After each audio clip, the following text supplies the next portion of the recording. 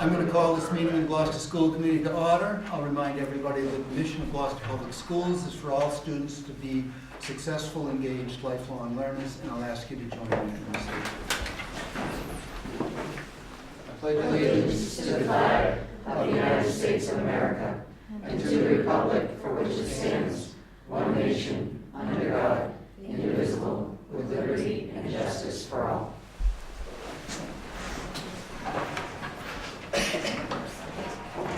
Oral communications, if there's anybody here who would like to address the school committee on any subject not on the agenda, this is their opportunity. I'll read a rule if anybody ever asks. Okay, we'll move on. A week from tonight, we will be having a public hearing on the budget which we passed 2 weeks ago. And I just, hopefully this is for the vast TV audience. The school committee passed a budget that included many of the recommendations of the principals and department heads. This budget is probably in excess of what we will get in the end. But for us to make a case that these are things that we need to have public support to come out and support the budget that we passed. So it's kind of hard for us to go to the city council and the administration and say, you know, we really need these things when nobody shows up to say, agree with us. So please, if you're interested in the schools, come to the public hearing a week from tonight. Thank you. Recognitions. We had a wax museum at Veterans School, which was phenomenal in that many of the students were doing their recitations bilingually. They were doing them in Spanish, some in Portuguese. It was very well done. It's a pity that they didn't get a little more publicity from the Gloucester media sources. Well, they got my Facebook page, that was good enough. Well, there's probably better readership than the Times, but it was a very, very well done, I thought. And we had some other events. Play. Which play? Oh, the Power Play. I was thinking Power Play. Theater production. Yeah, well, the Power Play was held on Sunday at the Gloucester High School Fieldhouse. Over 200 families came, and I see some faces that helped volunteer there, so thank you very much. The Gloucester Education Foundation puts us on with support of the Cape Ann Museum, and kids come so excited they just can't contain themselves, and they leave, you know, an hour and a half, 2 hours later, exhausted. So this community event really is has spread and grown every year, and so thankfully something people really enjoy. On March 14th, which was the day after our last school committee meeting, there was the College and Career Fair, which is sponsored by the Chamber of Commerce. Close to 80 colleges and universities, plus a number of the businesses in and around the Gloucester community, were there to provide information and options and applications and everything else for students who are considering their future. I don't know how many of you are juniors or whether you attended, and I hope that you found it beneficial. The folks that represented different schools are very eager to speak with, with students and stuff, so it was a good night. Also, let's see, the O'Malley Innovation Middle School had its Evening of Excellence about a week ago or so. This is an opportunity for a number of the projects that the middle school students are working on to be presented. Most of it takes place in the Commons and in the library. And parents are invited to come in along with their students to see what the action is and what's taking place in O'Malley. And that was a very fine event as well. Last week I attended a climate change presentation by the Gloucester High School students under Rachel Rex's leadership. Mayor Spati was there also. It was a pretty powerful presentation. We learned about many areas of Gloucester that may be affected over the next 10 years if certain decisions aren't made to make better choices with our environment. Makes us probably want to consider the high school a little more, because that's one of the targeted areas to have a lot of flooding within the next 10 years. So I would encourage anyone who's able to see that presentation to watch it, because it's just going to bring to light a level of conversation we need to have when we make decisions on capital projects. But it was excellent. Well, I went to go see Mary Poppins, which all 3 casts were wonderful. Great job, as always, O'Malley School. And don't forget, East Gloucester is doing Alice in Wonderland. Make sure you go. It's, I believe, Friday, Saturday, and Monday. They're skipping Sunday. And I'll leave it to my high school to talk about my favorite show. Just on that note, this evening and tomorrow evening, Veterans is presenting their play, Seussical. I don't know much more about it. They're doing it tonight. I was just there. We can't make it tonight. That's why I was late. I was just there. It was excellent. We'll be stuck at NHS tomorrow night, so it's a bummer for us to can't see it. But it was excellent. The cast was excellent. The production quality was great for an elementary school play, and we should probably also recognize Hugo Burnham, who those of you may know is from a band called the Gang of Four. They were a big post-punk band in the late 70s, early 80s. He's a Gloucester resident now, and he was live mixing the show, hooked up lighting and stage mics, and I'm not clear whether he actually donated the equipment himself or just organized all of it, but he was there facilitating all of it tonight. He'll be there tomorrow night also, so big thanks to him. And a big turnout tonight at the literacy program at City Hall. I've never seen it that full. Unless when we talk about dogs, I reckon, or photos. It was a great. That equipment for veterans was supported by the foundation. Oh, excellent, yeah. So, Hugo definitely put it all together. yeah, he was running the soundboard tonight. It was excellent. He's the best. Anything else? Okay, then we will move on to our Student Advisory Council, which has brought their fan club tonight. Yeah, we have. Tomorrow is the National Honor Society inductions at, I believe, 7 o'clock or 6:30. I'm not really sure at the time. 6:30, 41 students. 6:30, 41 students are being inducted. Thank you very much. Spring sports are in full swing, and tonight the boys lacrosse has a scrimmage. Tomorrow night the girls softball team has a 4 o'clock scrimmage against Revere at home. And the baseball team is actually having a fundraiser. I saw a couple of you guys looking at the cards. They're selling baseball cards for $20 each. If you're interested, contact Ms. Puglisi.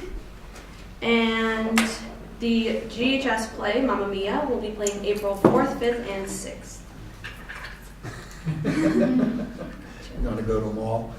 I'm going to try, yeah, but I'm definitely going on the Saturday and definitely going on the SS. I'm going to at least get 2 and dance in the aisles. You coming with me? We'll be there. Mamma mia. I can't wait.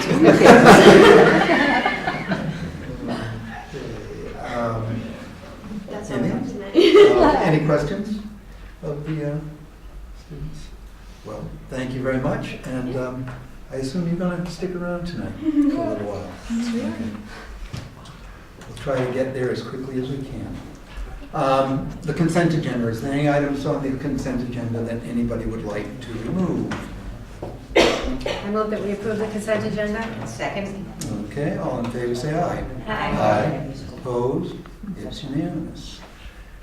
And we'll now take up our deliberations on educational issues. And the first item is a review of the health wellness policy procedures. I assume that we are not going to take them all up. We're simply going to concentrate on the issue around the school. Is that correct? We've all received a letter from the Wellness Committee. I thought they were going to be here, but they weren't. The general problem is that the Wellness Committee has procedures, and their procedures basically prohibit sale of snacks during lunch or breakfast, correct? And the school committee's policy is to follow the wellness committee's recommendations, basically.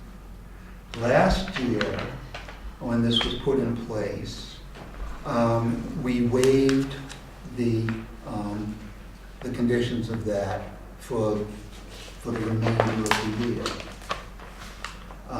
It was supposed to be, I don't know how well it was communicated, but it was apparently not communicated well enough that was prohibited for this year. The students came forward with a petition in October, November, asking for the permission to open the school store. The school committee basically directed the superintendent to negotiate a compromise of sorts for this year.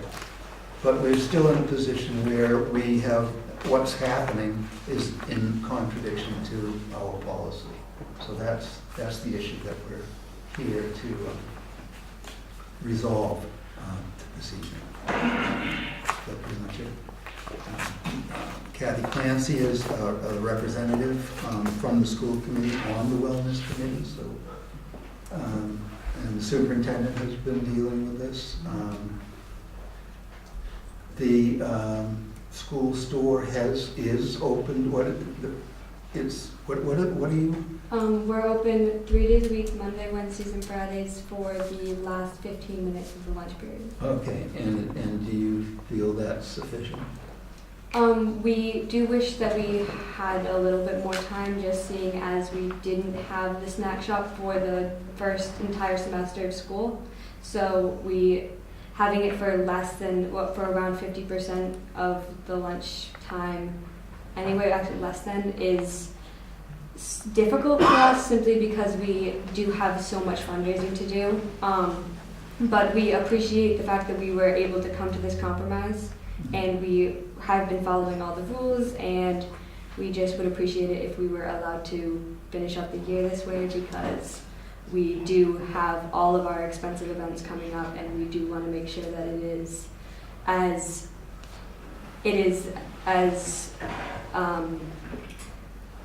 available to all students as possible. And right now we're charging the least we can afford for something like the senior banquet, which is like the family event for parents and seniors, and still we know of multiple families who cannot afford to attend, and it's such an important event for everyone to recognize their families and the hard work that we've all put out.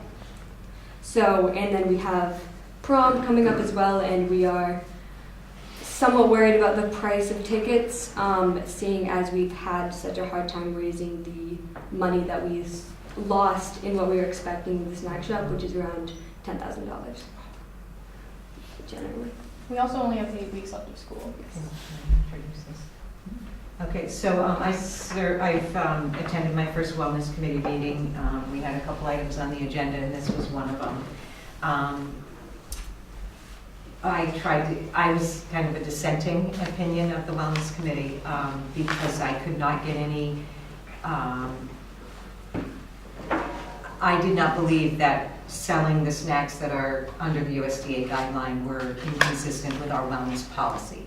So I was of the mind that not only was it consistent with our nutritional goals for our kids, there were other benefits as well that fall outside of the wellness committee's purview. So I had a perspective of, of the student impact, of the community building, of the argument you made that it's a business and you're kind of, trying to manage it, and you have to worry about supply and demand and having products people like. We obviously encourage it to be more than just food. So hopefully, hopefully you're thinking of other ways to make it more viable. Correct me if I'm wrong, there are state regulations that school stores are prohibited. I believe our No? wellness guidelines are actually more prohibitive than any other regulation that's out there. So I think the wellness policy is more strict than it needs to be if we're considering the wellness of our students. So I just wanted people to know the perspective that I have, and I do have a motion if we want to discuss it. I'd like to get a motion. Okay. So underneath our wellness policy, there is a section called fundraising. And it currently reads, no fundraising activities or school store sales involving food will occur during the breakfast or lunch periods. Food and beverages that meet or exceed USDA smart snacks and school nutritional standards may be sold through fundraisers on school campus during school hours. The district will make available to parents and teachers a list of healthy fundraising ideas, and that gives an example. So I would like to make a motion to amend those wellness guidelines in file ADF to read, no fundraising activities or school store sales involving food will occur during the breakfast period. School store sales involving food may occur during the last 15 minutes of lunch periods, but not more than 2 days a week. And this is for policy reasons that I have. Does anybody want a second? Second. Okay. So for policy reasons, I'm saying 2 days a week because I think going forward, 2 days is probably what I'm comfortable with, knowing that this year you're doing 3 days. So I would try to make a second motion after we discuss this to kind of grandfather this year. Johnson? Joel, I'm just trying to understand what it was. Okay. So the motion presented, I don't know that I would support it currently. I frankly would rather just push it out and say they can just do it during lunch period. I don't, if it's 5 days a week, if it's all throughout the entire lunch period. This is the school store. I read the written response from the Wellness Committee. I understand their concerns, but I'm a big believer that this is more than just the issues covered by the Wellness Committee. I think this is a very beneficial thing for the student body. I think it's great that they run a little business. I think it's great they have to organize shifts, hold each other accountable, buy inventory, track sales, that sort of thing. I think there are a lot of life lessons learned running the school store. I also know that lunchtime is a time that's used frequently by a lot of students to catch up on work they may have missed, to meet with teachers they need to speak to. And so if they want to run down in the first 5 minutes of lunch and grab a snack from the snack shop because they have to run back to chem to finish a test, if the snack shop's not open until the last 15 minutes of the lunch period, that doesn't allow them to do that. So if there was support, I would move to amend your motion to have it just read they're allowed to do it during lunch, period. I'll respond just a little bit. I think the Wellness Committee's overwhelming sentiment is that they want kids to go to get lunch first. And the idea of some snacks is they're not as nutritionally, what word was it, nutritionally rich versus, some things can fall under the guidelines for calories. So they do want to encourage kids to have their lunch, and then the snack is a snack, not a lunch. Yeah. So that's why the 15 minutes out. I have a question. Sure. The snacks that are being sold at the school store, are they the same snacks that are being sold in the vending machines? Similar. They're similar but not the same. Yes. So the snacks that are sold in the vending machines are approved by the nutritional staff and all that? There are certain standards, yes. And so, but you're not selling those same snacks, you're selling something that's a little different? But we're still approved under the guidelines of every the guideline. Smiley Big Snack. Listen. So I know there's a motion and maybe another motion on the table, but I wanted to put this out there before we take action on the motion. So we have students who we love and want to support in every capacity that we can. That's why we're here on the school committee, to help them and teach them good practices in school. We are charged as a school committee to make sure that they have healthy meals, good nutrition, exercise every day, and are very concerned about their well-being from the second they walk through the doors until the second they leave. We also have a wellness committee that is attended or developed by many experts that know nutrition, which is part of our wellness policy, who have done research and made recommendations which turned into our school policy that we adopted as our law to follow. So we're in a position here where somebody's not going to be happy on this decision tonight because you want to help the students, but you don't want to disrespect all the hard work that went into developing the policy and doing the research and making the recommendations. And we rely on these recommendations and we'll rely on them going forward. So I think we find ourselves in a situation, what do? Our natural reaction, I think, is we want to help the kids. You don't want to say no to kids. You want to make sure that they can go to the prom. You want to make sure that they can do all their activities and have the funnest and happiest times in their school experience. But from my perspective, it's not an easy decision. You don't want to say no to the kids, and you don't want to disrespect the hard work that's been done to this wellness policy. So before I came here tonight, and a couple days before, I read the policy, I read the procedures, I went on the internet, I Googled Massachusetts wellness policies, I looked at what other schools are doing, and I don't find that we are inconsistent with other schools, and I did not find that we are stricter than most schools. I find that we have a solid policy that cares about our kids and puts good choices in front of students that need it the most.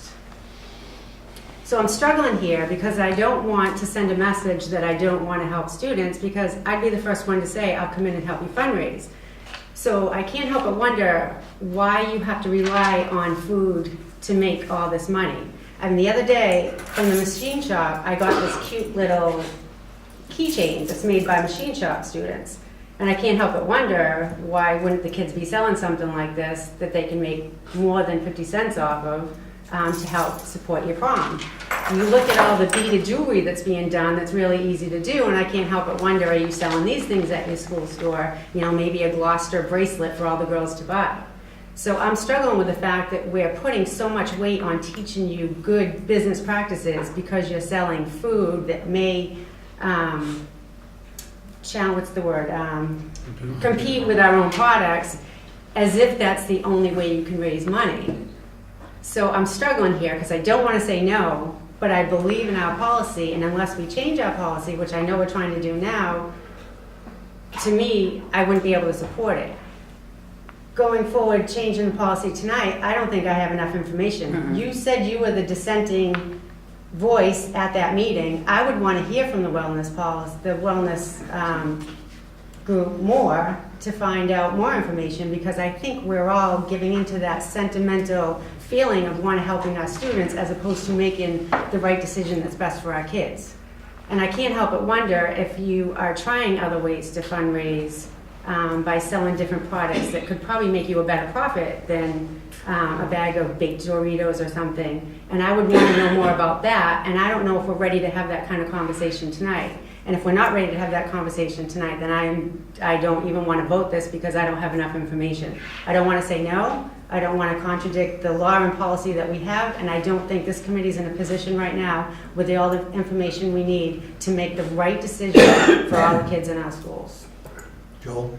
So I just want to kind of touch on some of the points that Melissa just brought up.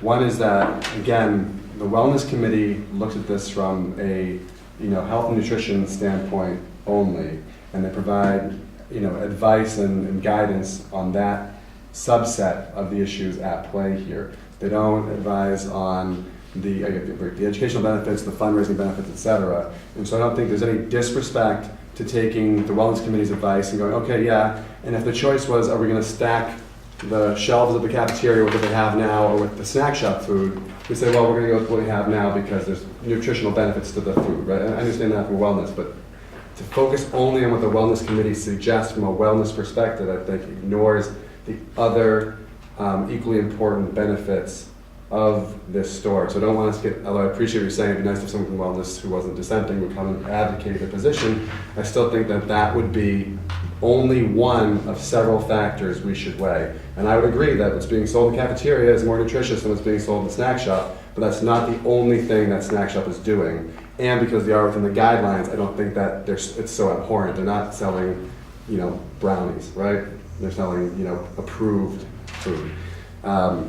Again, and the other thing to push back on, as far as this being a snack versus being a potential lunch substitute, I think you will find that there are a lot of students who, on days when the snack shop is not open, just don't eat.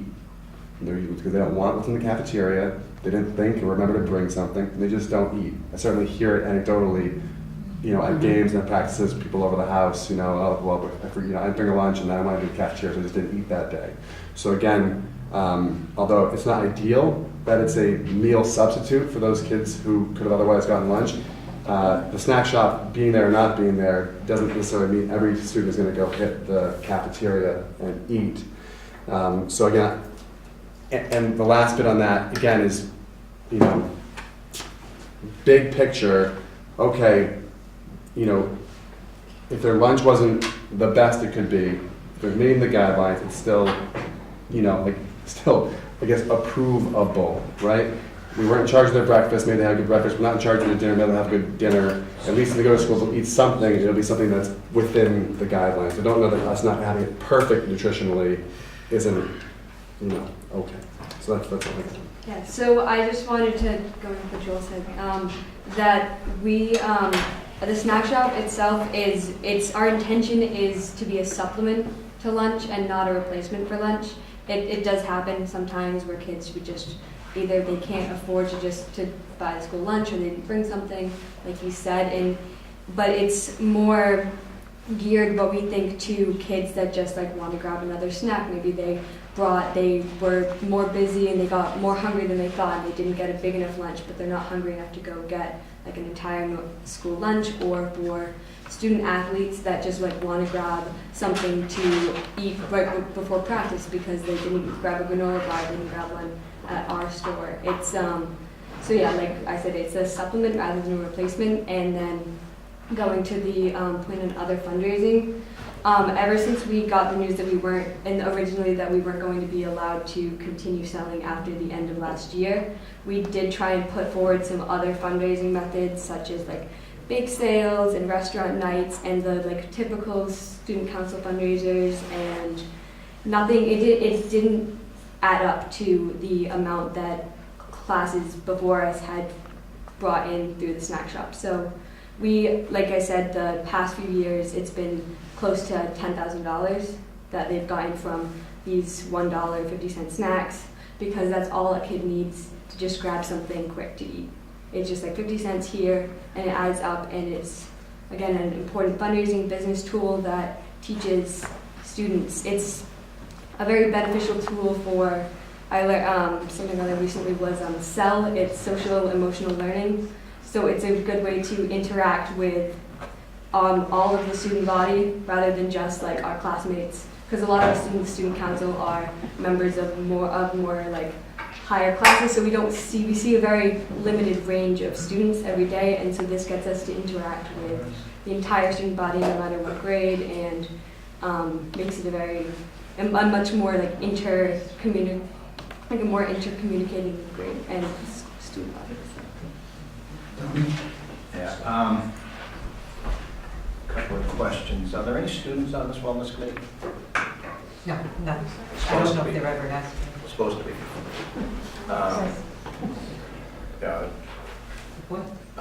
It's, it's parents, caregivers, students, with the third representative body. So I think that is one thing. A thing that we need to keep in mind as a school committee is that this is in direct competition with our own meals. So that needs to be taken into consideration only as far as possibly limiting the amount of hours it's open. Now, you've been open 3 days this year, since when? February 1st. February 1st.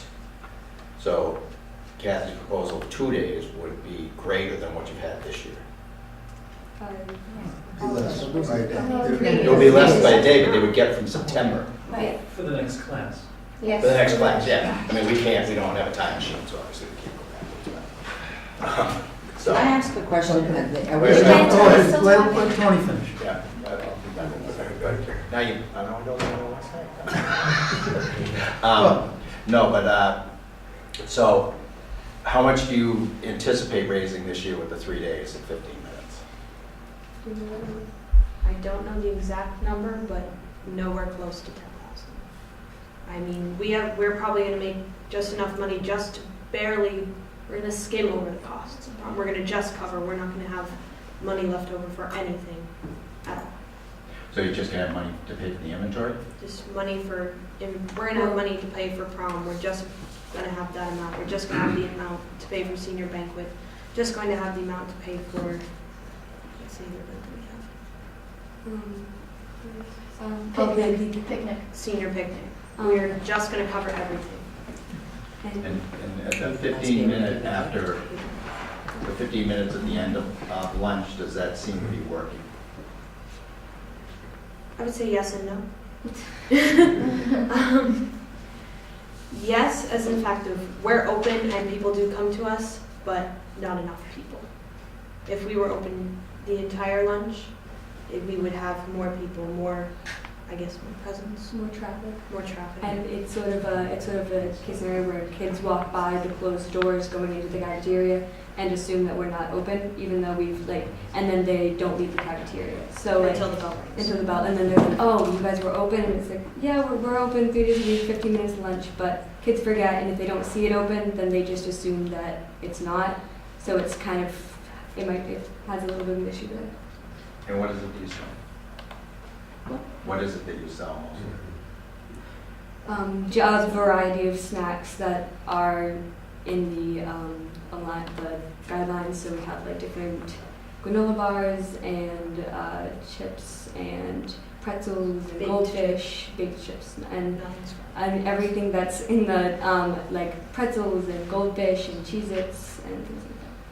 Everything is either reduced fat, everything is reduced. Everything's reduced fat, reduced sugar. They're baked, whole wheat, fruit, all fruit, you name it. So are they gonna be able to continue for the rest of the year, or are we working about next year, or we're gonna stop them now? Nothing is decided. What is, the motion that is made is that we amend the policy and reduce it to 2 days a week. Can I make a suggestion? Because, all right, you're gonna say, well, me, you're overweight, so don't talk about it. Wellness, but I'll talk about it. I don't care, because the fact is, just because someone's overweight doesn't know about nutrition. But the fact is, you're arguing back and forth with children. You're saying, you can walk out in school because you have an equal right. You can do this because you're young adults, and here now we're treating them, they don't know how to make their own decision about nutrition. Okay, I can understand elementary, I can understand middle school. You're talking about high school students here who are telling you that they have baked, they already switched their snacks to baked, to Cheez-Its, to crackers. But yet, I was at the Gloucester Power on Sunday, and when I walked by, you had hot dogs and pizza for little kids. Yet, what are we saying here? Well, you can't make the decision, but we're going to fundraise and make money so we can give it to you, but you can't make your own decision and you can't work this business out. I think we should just leave it this year, talk to the wellness, walk in the school, see if they have it. So next year, they already know what's going to plan. You know, it's not fair to shut them off when they're trying to raise money, or shut them off right now and say stop. Let them continue as is. It's already over 8 weeks. It's not going to make someone extra overweight. Believe me, I've had Cheez-Its. It's not going to help. Okay? But the fact is, it's going to help them. You know what? Do you remember your class that you wanted to give a gift to the second class, and you wanted to give a gift to your advisors? Well, they have to go extra on that. They've already lost money, but yet my concern is yet we forced our young children in high school to be young adults. Now, do you really think that the kids who have snacks are not going to go have them after they leave school, or go have something else that's even worse because they're hungry, and get something that's not even nutritional, or something double, or have a candy bar or a chocolate or whatever? If they're saying it's baked, if they're saying this, having that, in a granola bar, I don't know how many of you, but can I tell you something? Have you ever had one of those fiber one bars that's supposed to be really good, but has 365 grams of sugar? I mean, who are we? I'd rather talk to the wellness group, and I'd rather have a nutritionist say this is what's proper with them. We don't want to have students on it, so right now, we shouldn't be writing a policy without students on it. I have a suggestion. I know there's motions on the table, but I really think this is the biggest learning moment that these students are going to have as opposed to learning how to run a business. I would suggest that we schedule another wellness committee meeting with the wellness people that attend the meeting. Invite the students, as it sounds like they should be at the table. Have the discussion that we're trying to figure out here about nutrition and why and what's best for the school. Have the discussion of how it competes with the food that we're serving. Can you not use the word compete? Well, We serve food. We're not competing with our so children. we have a budget and Compete is like finance, we're we not have a competing with budget it. and finance One at a time, subcommittee one at a that time. talks about competing foods within the school. So I use that word just because Yeah, that's I'm a word just saying that's change used. it.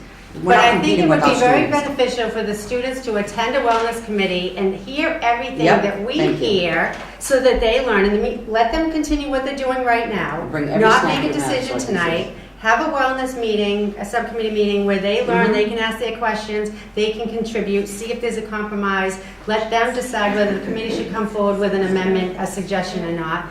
And in the meantime, maybe refer to the finance meeting a topic of having some sort of fund from our school committee contingency fund of how we can help students that can't afford to go to proms or attend school functions, a way for them to reach out to the school like we do with our sports to get some sort of assistance so that we're not having an argument about selling snacks to support proms.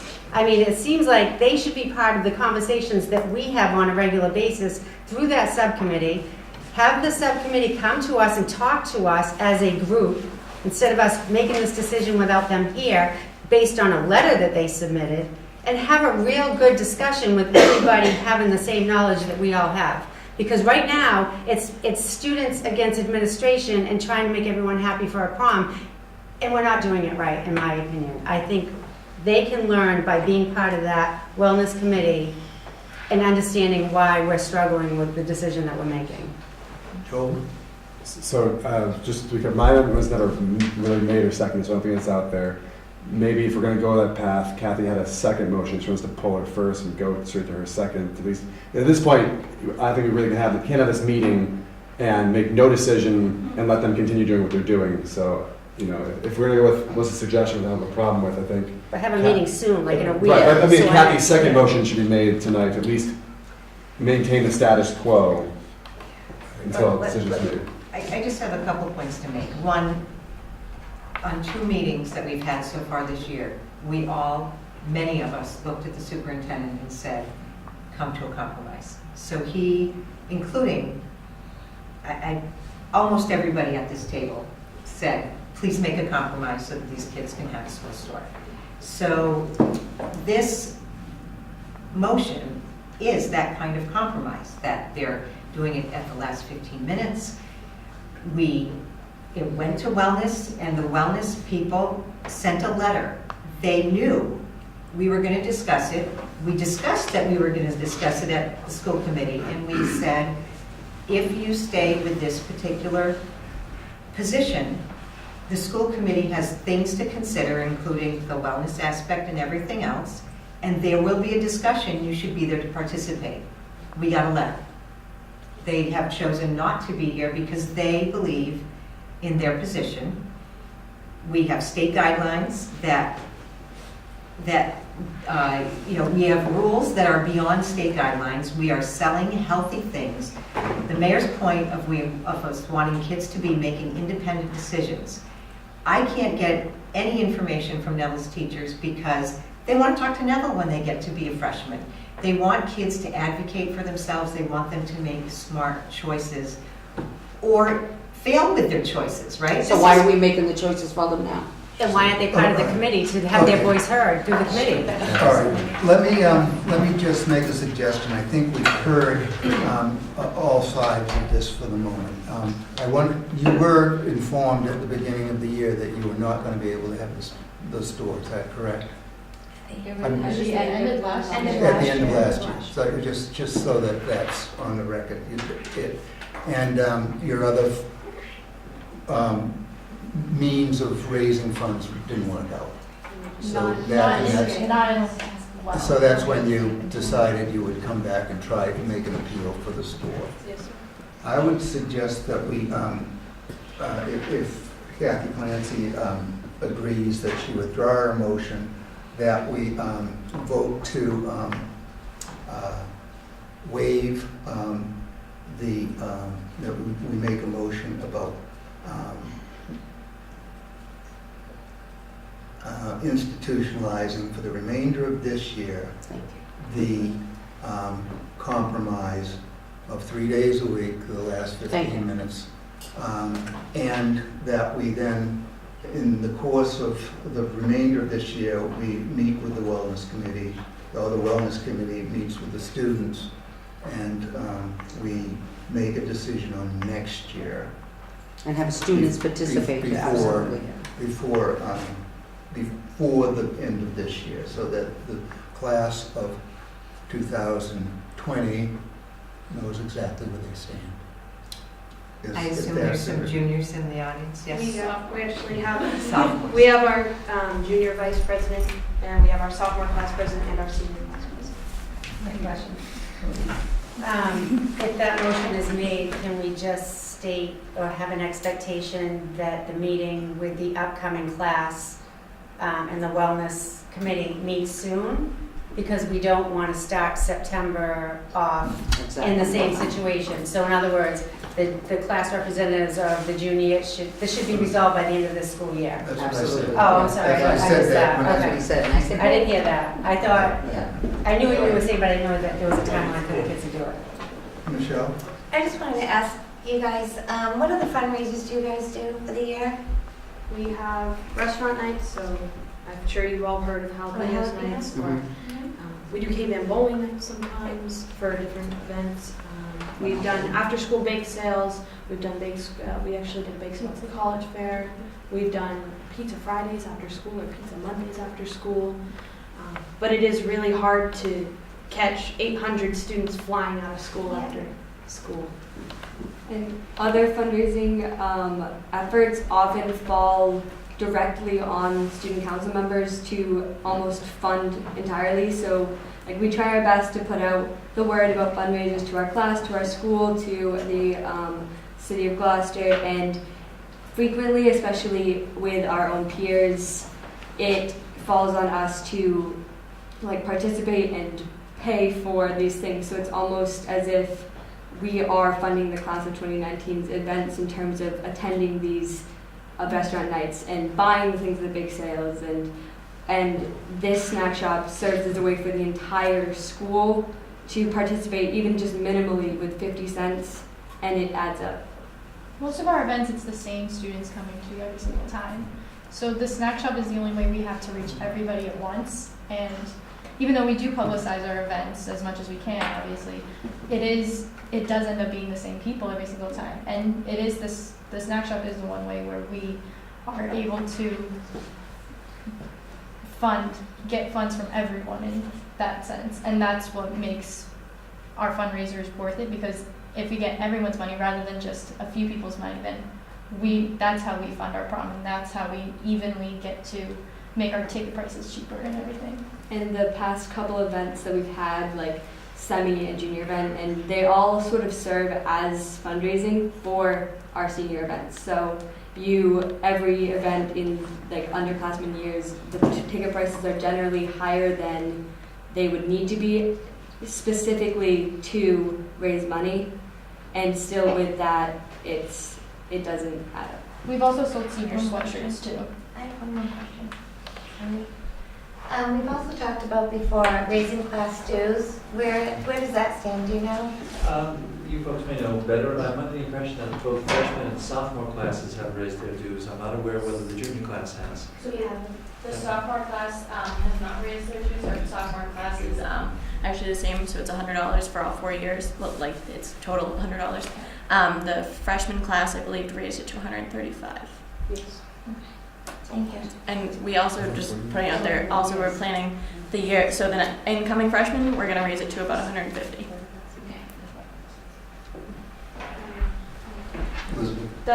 And even though we're not talking about issues, but the whole issue with raising class dues is people can't afford that. Like our, I think our junior class hasn't upped it yet, right? The senior and the junior class hasn't upped it, so it's $25 a year.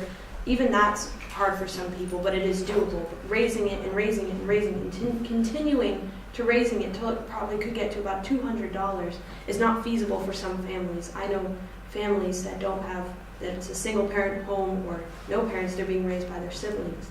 They don't have that kind of money to. It's also accurate to say that the dues have not changed in at least 2 or 3 decades. So.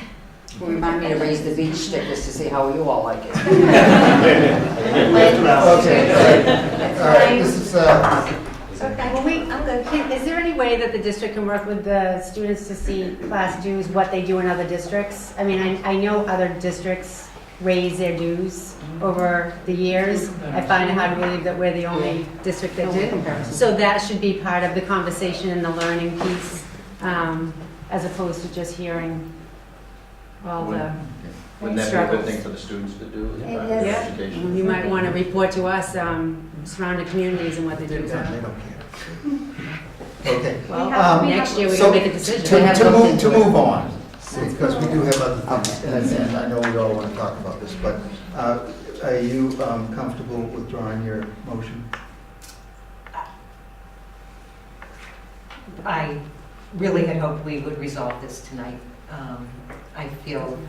I feel strongly that from a wellness perspective, this is consistent. But didn't you say that he may ask for a compromise, and tonight I'm looking at Sapphire, Dr. Sapphire, and he's looked at me when we made this motion and shook his head like in agreement. So if we're doing this, and he's saying, let him finish, let's work it No out. question they should finish the year. Yeah, thank you. No question. Thank you. So let's finish it. But my motion was also the compromise moving forward, so that we wouldn't have to continue to have these Well, we don't have no students on the committee, that's wrong. And it's a We're learning making their decisions experience. on them, we want them to be adults, but we Not that don't we- interact them. Not that we're going to drop it, but. We're not gonna drop it.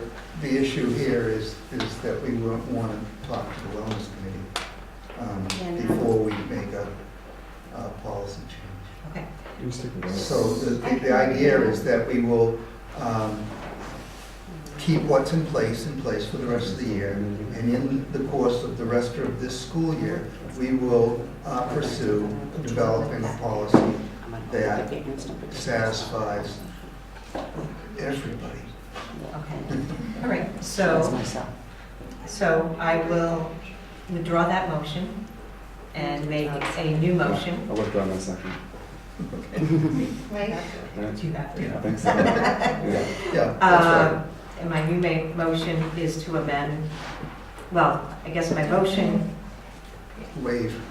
is to waive the restriction on having school store sales happening during lunch period at the high school for this school year.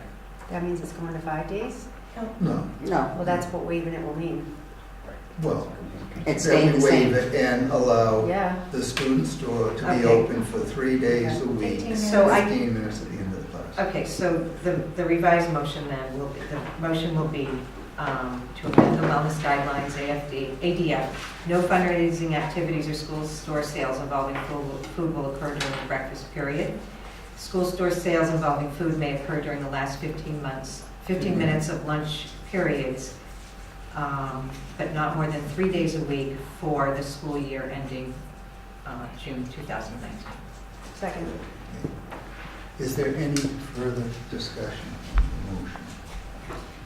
Just want to note that we were in this position last year, and we told the students that we weren't going to do it this year. We're doing that right now, so I would hope that we have a promise from the junior class that we're gonna have this discussion and not be having this same discussion this time next year like we did last year. We have to learn from this. Any further discussion? All in favor say aye. Aye. Opposed? It's unanimous. Thank you very much.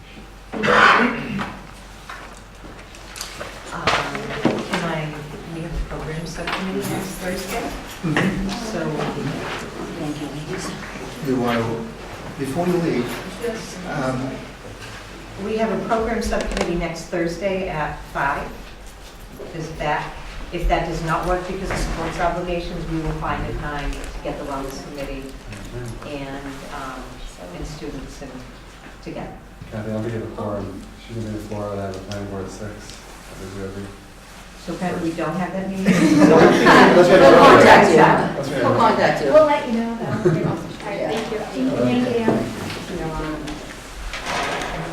Okay, moving on. Review of the annual school committee calendar.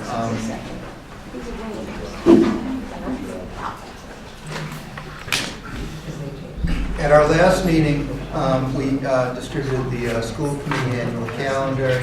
I suggested that there are some things in it that we might want to change. So it's on the agenda this evening for the opportunity to actually make some changes to that. And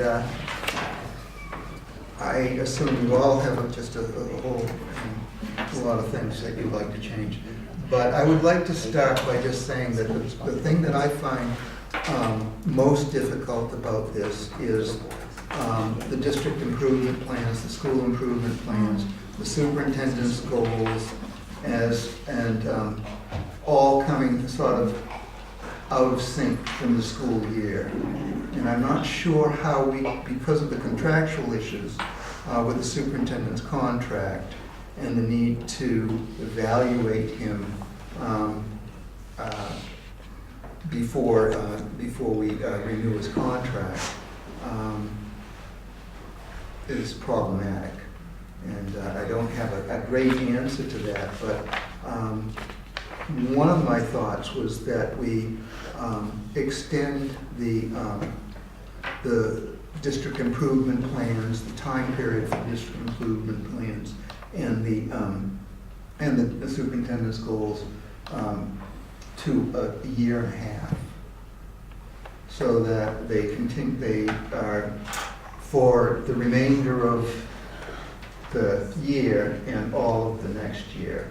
But we have a point that we can amend them in a year's time, so that they're reviewed. It's a little complicated, but I couldn't think of anything that was simple that would work.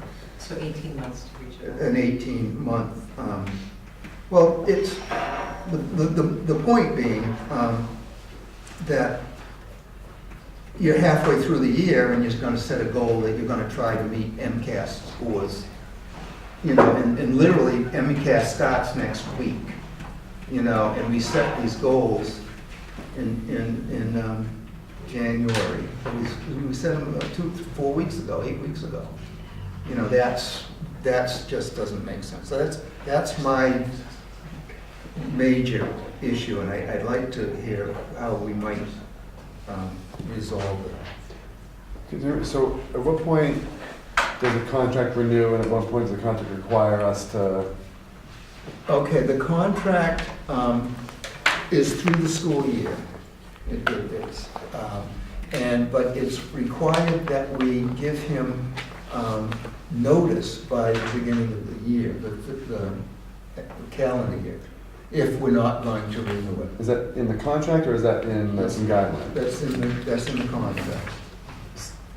So then the follow-up to that is, I'm going to gasp you, that is standard? As in, if, you know, Dr. Sapphire's in the cycle he's in, I wouldn't want to rock the boat, but if, you know, at some point Dr. Sapphire retires or gets another job or whatever, and the school committee is hiring a new superintendent, would it just make sense to, in that contract, would it be feasible to negotiate in that contract, instead of letting them know January, you let them know May, you let them know April? That is arbitrary. That is what we, you know, that is negotiated in the contract, you know, I mean. Right. But if it's going to scare off qualified candidates, if no one gives notice that late, then it would be a foolish thing for us to do, It right? may be an issue, I don't know.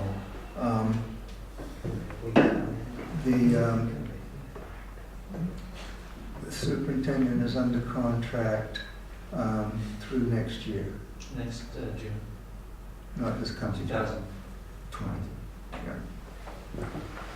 And it wouldn't look to change, obviously, he has a contract, wouldn't look to change his cycle, but just if there's like a long-term thing. Well, you want to have a, you know, you want to have a contract with the superintendent through the school year, you don't want. No, I get that, it's the renewal clause that's Yeah. catching us. Yeah. Melissa? So I would say 95% of the schools in Massachusetts are on the same schedule that we're on. So a lot of school districts are experiencing this.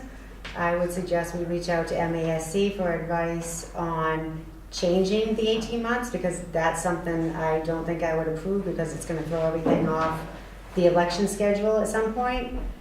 And also, I would ask Naomi for some language, because I know there's language that can fix this, because I've seen other superintendent contracts, to suggest some language for the contract going forward.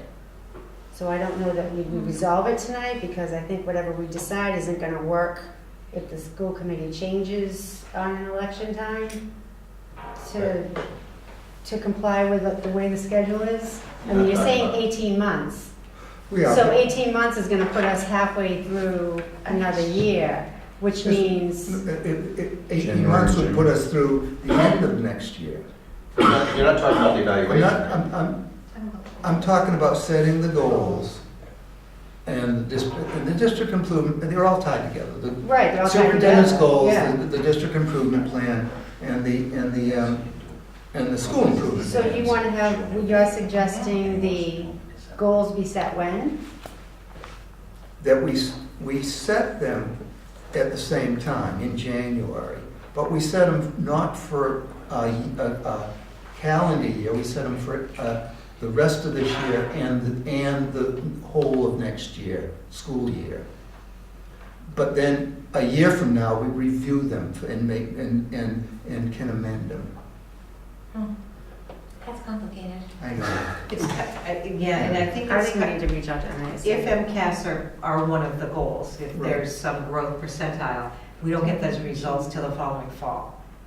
But Anyway, so if our goal time period ends at the school year end, some of those data points are not known until after that point. Or maybe we don't use numbers. But if we set a goal for the superintendent, and he's only got 4 weeks or 8 weeks to work on it Yeah, I before know. the kids take the test. I agree. I mean, I know. how can you hold him to that?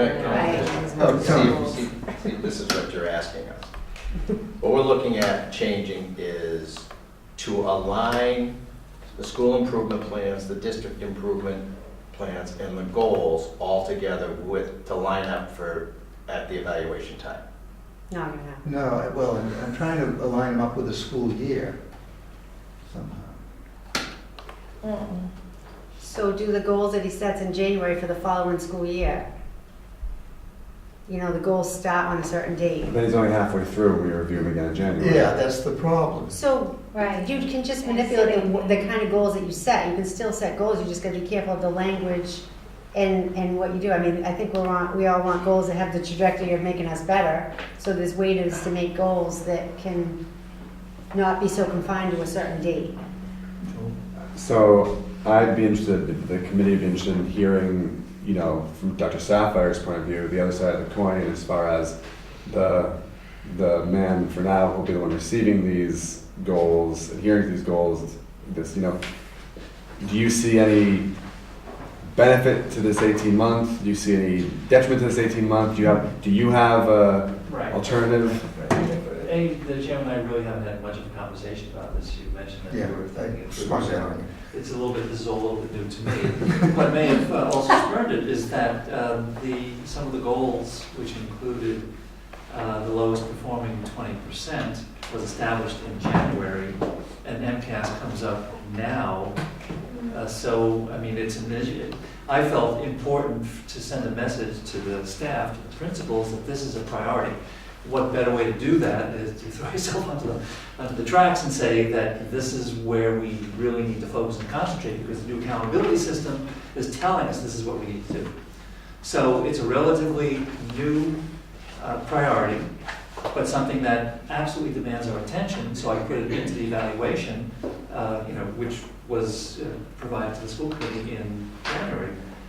And again, the MCAS results are the testing now. So the actual implementation of what we need to do to focus in on the lowest 20% is in its rudimentary development, so to speak, that area of focus. You follow? It would be. No, I get that, but is MCAS the only measuring data that we use at that time of year? It's a goal. It's a goal, and you can't, Right, it's but- part of our accountability But system. did we say MCAS scores were the measure? Yes. I think Oh, we did? Yeah, Okay. there are two goals Yeah, okay. going forward. One is the student growth percentile for everybody, but because the accountability system has everybody and it also has the lowest 20th percent, I felt that it was important to make that statement so that the staff knows this is what we have to focus on. In real time, now that we're starting to mobilize in real time, it would pay not for the 2019 MCAS, but for the 2020, because then we would have had reasonably ample amount of time to implement what needs to be done to focus in on those 20%. I get that. Joel? So my other question for Dr. Sapphire, or Greg even, only from your perspective as an applicant or a current superintendent on the employment side, if a school committee were to, in negotiation, say, and we'll let you know by May 1st of every year whether or not we're renewing, in your experience as an applicant for superintendent positions, is that anywhere near acceptable? Or do you think every applicant would say that's? I think all of our principals have a minimum of 120 days in their contract, and that's pretty normal for principals. My assumption is that it would be the same or more for superintendents. I think that would be a real stumbling block for anybody applying. That's good to know. Yeah, it would be weird for contracts to run from January to January, so they do run fiscal year. And our contracts currently say, as Greg said, I think February 28th is the drop dead date for notification.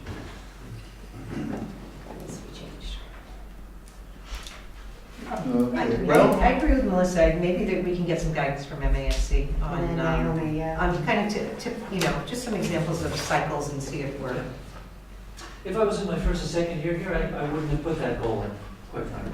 But I have a certain measure of confidence, a certain sense that the school committee understands that this is, as I mentioned when it was first presented, that it's aspirational. And quite frankly, I expect if the basis for the evaluation is on this year's MCAS, hopefully we'll make some progress. I don't see us we may or may not make significant progress. I don't expect us to meet the goal, but you gotta tell people this is the direction we have to go in. So with what you just said, that should be part of the goal. We can make a goal where you say, we recognize MCAS is halfway through the cycle, so this is the expectation, and just put that as part of your goal and you're okay. That's why I say you can be a little bit vague in your goals, but you have the same end result to play with the timelines that we have. I mean, that's how you do goals. Yeah, no, I can work on that. Yeah, that's what I So would maybe do. I'll try to be increasingly more vague. There you go. With a good outcome. Okay. That is very clear. Decreasing in the summer. Well, so we'll wait to hear on that one. Anything else anybody would like to talk about on the school calendar? I have a couple more things. They're not as exciting. Everything seems exciting. I'm good. Okay, one of the things that's not on our school calendar is setting budgetary goals. And I think we ought to add that in this December. Isn't that budget building? Well, budget development guidelines. I would say, Yeah, isn't that the same thing? no, I'd said it before December. Yeah, November. Yeah. And it's just talking about what we want to, want the administration to look at as they build the budget. It's not, that's all it is. It's not. School committee shop. The school committees. The That other was the thing, first meeting in December, yeah, that's, because the second one was Thanksgiving. these are just an outline, we don't, we don't always have the second meeting in November. Right. The other one is, we don't have in here, although we're supposed to do it, it's not on the calendar, is the review of the school committee protocols and procedures. So, I would think that we would want to be doing that in January or February. Probably February. It just did it in March. Yeah. Yeah, we just did it. Yeah. We didn't do it in January. Yeah, but it's not on the calendar, and there's been years that we didn't do it at all. Okay. And the third thing is, and we did do it this year, but it's not on our calendar, is in August, I think we ought to have a talk about what the school committee wants to accomplish or wants to look at in the coming year. So if we want to have schedule meetings to have a review of vocational programs, then we should have a meeting where we talk about all of those things that we want to do in the coming year. We did it this year, right? Back We in did it July, this year, but June. yeah, we did it. We don't- I think August is the time, August.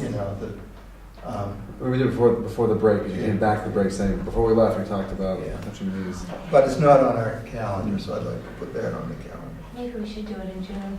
Yeah, Because, do it in August. right? Oh, I'm sorry, what was that? Just talking about what the school committee would like to do with their meetings, things that they would like to schedule, like if they want to review graduation requirements, or they want to review the vocational program, or they want to review, then we ought to have that, we ought to sit and have that as scheduled, part of a scheduled meeting. Yeah, and like when we redid the policy, that might be an example of this year, we'd like to review the policy manual. Right, the year that we did all. I'm not saying we're doing it. The whole thing again. So, I would advocate that if we're gonna add that to the calendar, I would prefer it to be end of June. Okay. Everything's still fresh from what went well and what didn't go well, the school year that's ending. And also, if there's anything that needs lead time, even though the school obviously is on break during the summer, it just, if the administration knows, oh, they're gonna be asking us about X, Y, and Z come fall, gives them the summer to kind of think about, who will I have spin this up, who will I have get this information when we get back, instead of hitting them all in August with demands. We're really Good winding idea. up in August, cranking up to have a little bit of time.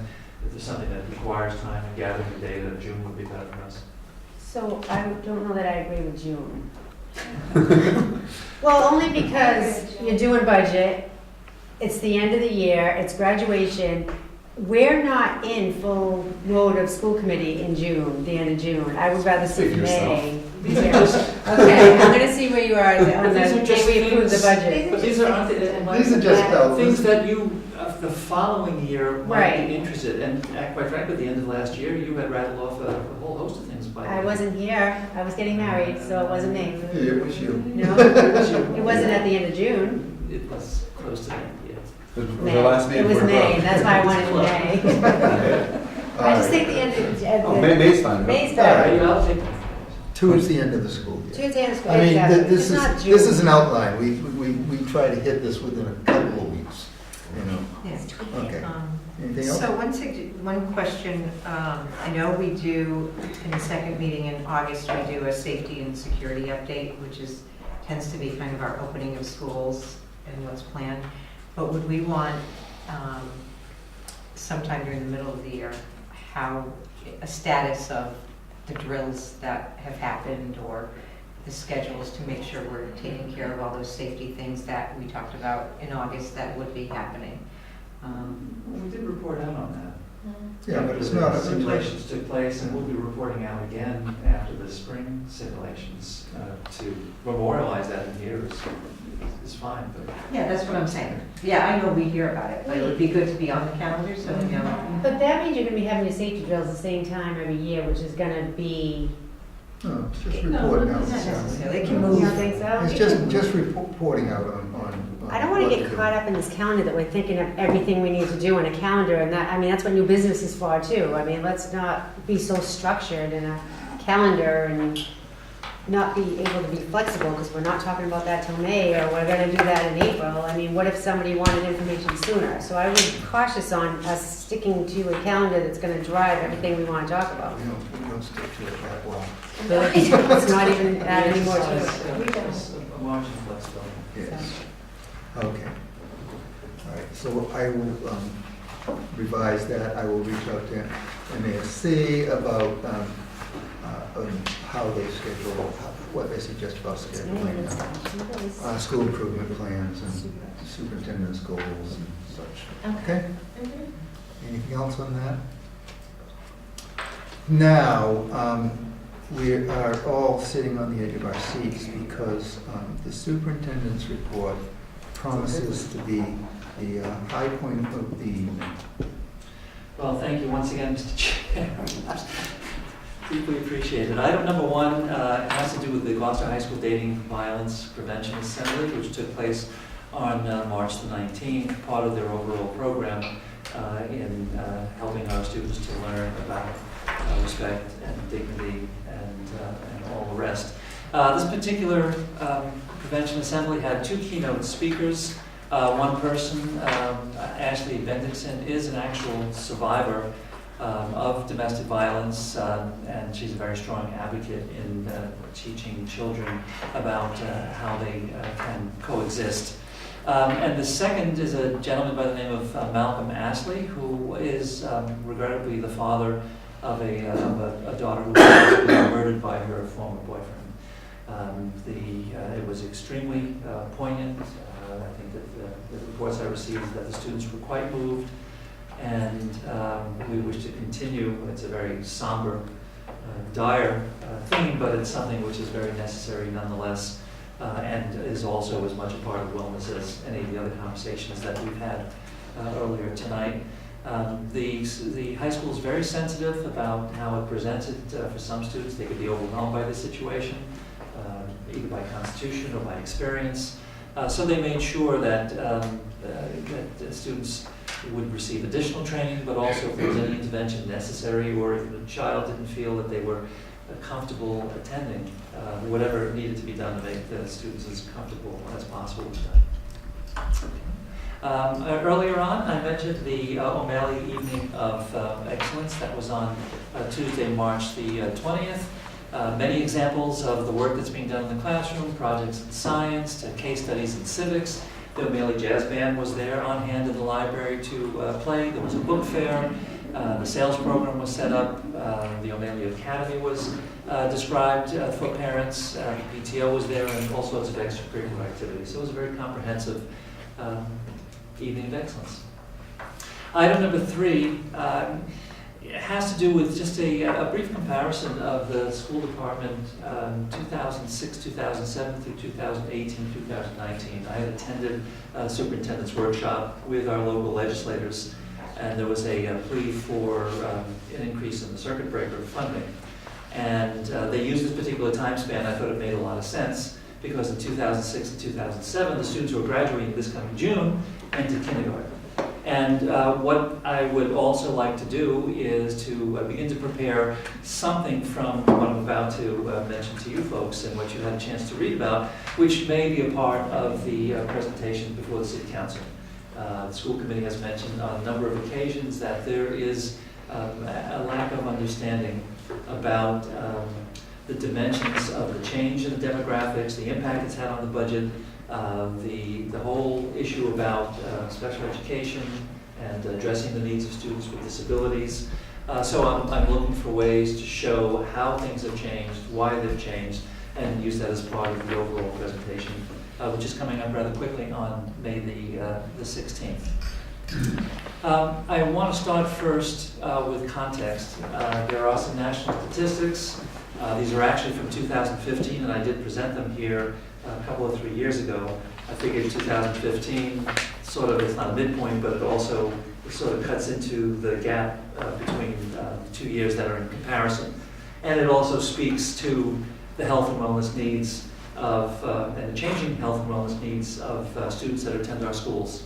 National statistics, 20%, 15 million students aged 9 through 17 have diagnosable psychiatric disorders with at least a minimum impairment. Some of the estimates suggest that the percentage is upwards of 40% by the age of 18. 1 in 10 children and adolescents suffer from a mental illness severe enough to cause significant impairment. 30% of high school students engage in multiple high-risk behaviors such as substance abuse, sexual activity, violence, and attempted suicide. And based on these statistics, 1 in 5, fewer than 1 in 5 receive the needed treatment in any given year. I should mention that these were compiled by a Professor Nadia Riley from James Madison University. Anxiety is the most common form of psychopathology in children and adolescents. Prevalence rates range from between 7 and 28%. The average age of onset is 11, though it could begin as early as preschool age. And of course, anxiety increases the risk of depression and substance use disorders. Depression is a major disorder reaching 2 to 5% in younger children and upwards of 20% of the teenage population nationally. 7 to 14% struggle with, adolescents struggle with self-injurious behavior.